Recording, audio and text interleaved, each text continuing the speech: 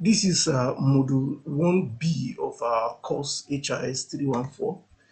And before we go into the details of this module, I'd like to quickly go back on some of the things that we discussed in Module 1A just to refresh our memories, refresh our minds. Now, in Module 1A, we tried to create a foundation to understand the balance of power in Europe and the background to the unification of Germany. And there were certain key things that we outlined that you must remember in order to be able to follow as we continue with this next model. Number one, we established the fact that Germany was not unified as at 1860. Germany was not unified, and France was a republic, had been a republic and then an empire following the Franco-Prussian, following the Napoleonic Wars after the French Revolution in 1789.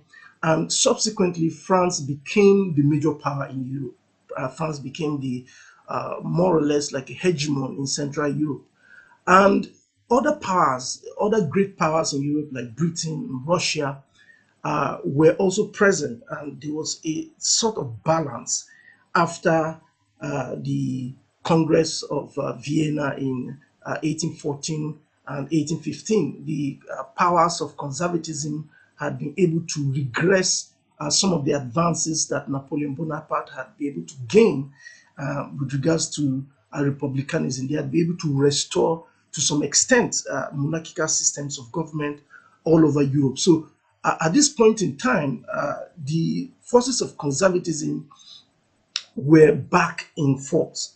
But in the midst of Central Europe, Germany, or the Germanic states, so to speak, because they were not Germany at that point in time, were still not unified. They were a collect of principalities, of duchies, of city states, but they were not unified. And remember, in Module 1, in Module 1A, we were able to establish the fact that some of the key things that Napoleon accomplished within the German principalities was unifying the over 300 principalities into 39 Germanic states. So this had enabled the background towards the unification of Germany later on, because all these other 300 principalities would have been very difficult to bring them together. But the fact that Napoleon, during his reign, had been able to bring together the over 300 Germanic principalities into 39, it created an enabling environment. It created a good foundation for what was going to subsequently take place, starting from around 1862 upwards. So what we established was the fact that at this point in time, in 1862, Kaiser Wilhelm the first of Prussia had, certain challenges with the German, with the Prussian Reichstag. So he had been finding it difficult to get them to approve some of his.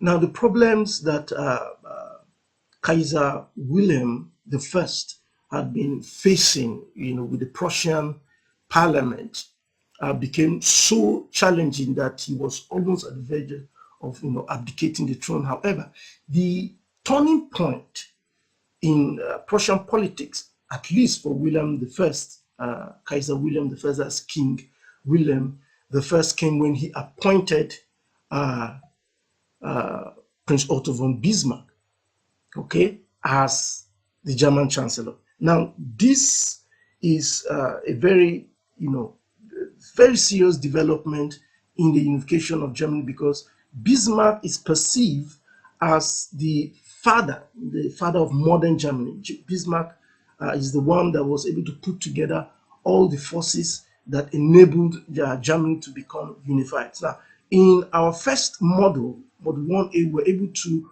look at some of the key things that Bismarck put in place in order to bring together all the scattered Germanic states and create a unified Germany. And just to remind us, remember clearly that we established the fact that Bismarck was a German nationalist.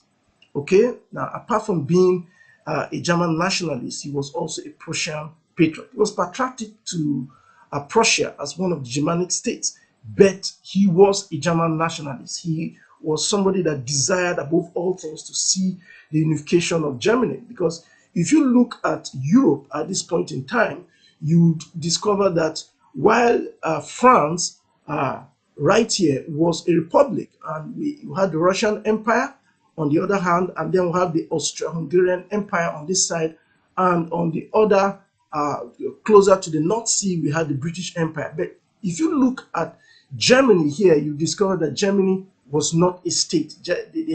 We had Germanic states, city-states, principalities, duchies, so on and so forth. But Germany was not a state of its own. But we understood in our first model that Prince Otto von Bismarck was somebody that had a very, very profound military background, and he was very proud of Germany's history, especially in regard to the Holy Roman Empire, and he desired that Germany should become a nation of its own and a power in Central Europe.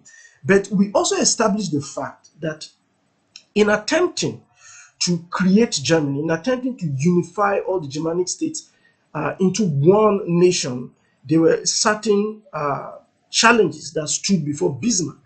One of the key challenges was the fact that the balance of power in Europe at this point in time would not allow Germany, okay, to be unified in Central Europe, because France here wanted to remain as the major power.